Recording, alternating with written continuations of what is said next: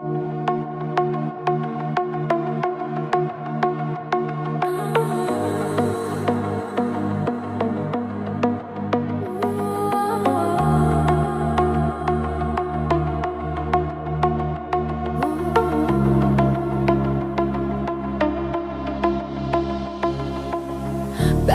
çok incitmişim sevdiğim insanları, belki çok aldatmışım can diyen cananları.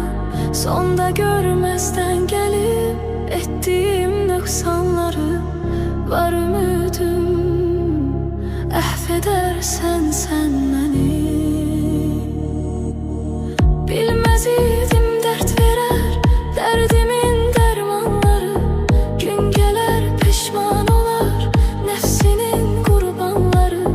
Dünya taxtinden salar şahları sultanları, etibarsiz dünyaya etibar etmek günahdır. İntihar etmek günahdır.